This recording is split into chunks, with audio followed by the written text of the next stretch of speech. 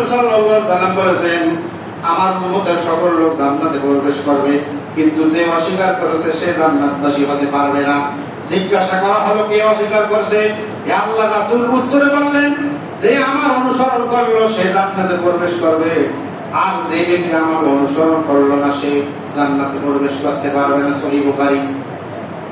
তাহলে রাসূলকে যদি কেউ জান্নাত পেতে চায়, যদি কেউ জান্নাত পেতে চায়, জান্নাতি বান্দা যদি জান্নাতি বান্দা বান্দী হতে চায়, তাহলে দুনিয়াতে রাসূলকে অনুসরণ করার দরকার আছে না নাই? আছে। আল্লাহ বলেছেন মাইয়ুতির রাসূল ফাকাদ আতা আল্লাহ।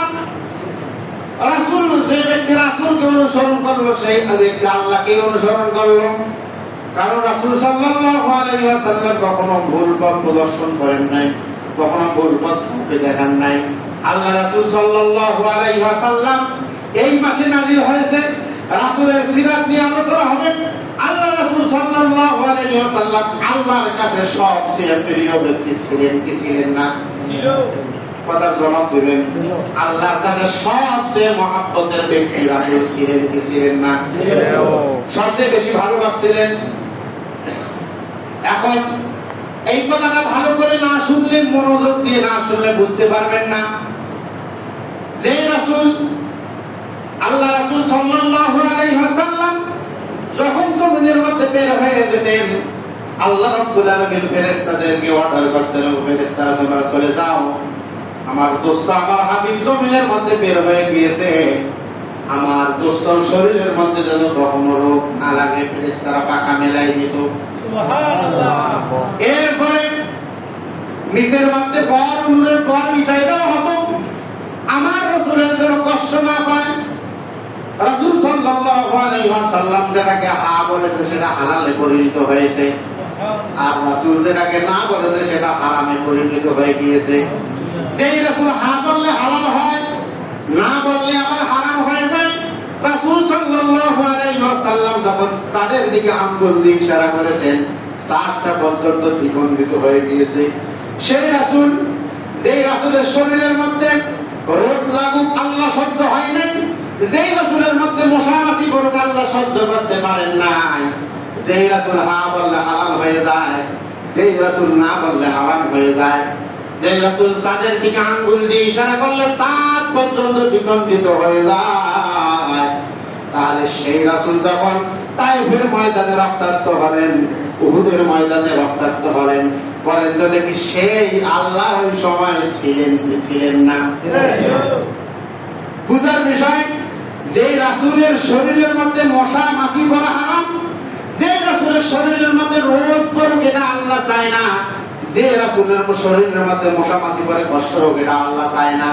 যে রাসূল হা বললে হালাল হয়ে যায়, না বললে হারাম হয়ে যায়, চাঁদের দিকে আঙ্গুল করলে চাঁদ দ্বিখণ্ডিত হয়ে যায়, তাহলে সেই রাসূল উহুদের ময়দানে রক্তাক্ত হলেন, আল্লাহ কি তখন ছিলেন কি ছিলেন না? তাহলে শরীরের মধ্যে মশা মাছি পড়তে দেন না, শরীরের মধ্যে রোগ লাগুক এটা যে আল্লাহ চায় না, সেই আল্লাহ আবার উহুদের ময়দানে রক্তাক্ত করলেন, তায়েফের ময়দানে রক্তাক্ত করলেন। ঘটনাটা কি? মশা মাছি করুন এটাই আল্লাহ চায় না, আর রক্তাক্ত করলেন কেন করলেন? আল্লাহ রাব্বুল আলামিন রাসূলকে একটা দায়িত্ব দিয়ে পাঠাইছেন।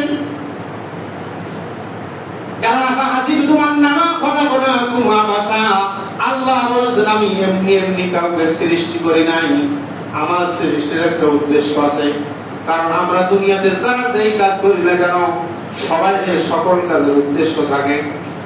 সমস্ত কাজের উদ্দেশ্য নিয়ে আমরা যেই কাজ করি না কেন, উদ্দেশ্য একটা উদ্দেশ্য প্ল্যান পরিকল্পনা নিয়ে সামনের দিকে এগোতে চাই। আল্লাহ রাসূল সাল্লাল্লাহু আলাইহি ওয়াসাল্লাম উহুদের ময়দানে রক্তাক্ত হলেন, রাসূল কিছুই বললেন না। তায়েফের ময়দানে রক্তাক্ত হলেন, রাসূল কিছুই বললেন না। না খেয়ে অনাহারে থাকলেন, পেটের মধ্যে পাথর বেঁধে থাকলেন, রাসূল কিছুই বললেন না। এর প্রথম নাম্বার কাজ হলো আল্লাহ রাব্বুল আলামিন রাসূলের প্রতি বন্ধু থাকবে ততক্ষণ, ইসলামের পক্ষে ইসলামের দাওয়াত দেবে যতক্ষণ, ইসলামের কাজ করতে গিয়ে বন্ধু ওখানে কোনো সহানুভূতি হবে না। কারণ ইয়া আইয়ুহার রাসূল বাল্লিগ মা উনজিলা ইলাইকুম মির রাব্বিকুম, রাসূলকে রিসালাতের দায়িত্ব দিয়ে পাঠানো হয়েছে প্রত্যেক জনের কাছে কালিমার দাওয়াত পাঠিয়ে দেওয়ার জন্য। এই কালিমার দাওয়াত পাঠাতে গিয়ে তুমি রক্তাক্ত হলে আমার করার কিছু নেই, তোমার হেলমেট ঢুকে মাথার মধ্যে ঢুকে গেলে করার কিছু নেই, পুরো শরীর দিয়ে রক্ত ঝরে পুরো জামা জুব্বা পর্যন্ত ভিজে গেলে আমার করার কিছু নেই। কারণ আল্লাহ বলেন তোমার রাসূল তোমাকে আমি যে দায়িত্ব দিয়ে পাঠিয়েছি সেই দায়িত্ব পরিপূর্ণ করতেই হবে। আর এই দায়িত্ব যদি পরিপূর্ণ করতে না পারি, আইয়ুহা রাসূল বাল্লিগ মা উনজিলা ইলাইকুম মির রাব্বিকুম, রাসূলকে জিজ্ঞাসা করা হবে, ও রাসূল তোমাকে যে আমি রিসালাতের দায়িত্ব নিয়ে দুনিয়াতে পাঠাইছিলাম সেই রিসালাতের দায়িত্ব তুমি পালন করো নাই, কাকে বলবে? রাসূলকে বলবে। তাহলে রাসূলকে যদি জিজ্ঞাসা করতে পারেন, আপনাকে আমাকে তো আল্লাহ কখনো জিজ্ঞাসা করবে না, করবে? হ্যাঁ, কারণ আমরা যে কালিমা পড়ছি তারপরে জিজ্ঞাসা করবে। তাহলে জিজ্ঞাসা করবে, রাসূল যদি রিসালাতের দায়িত্ব থেকে বাদ যেতে না পারে তাহলে আপনার আমার রিসালাতের দায়িত্ব থেকে পিছনে সরে আসার কোনো লাইন আছে? নাই।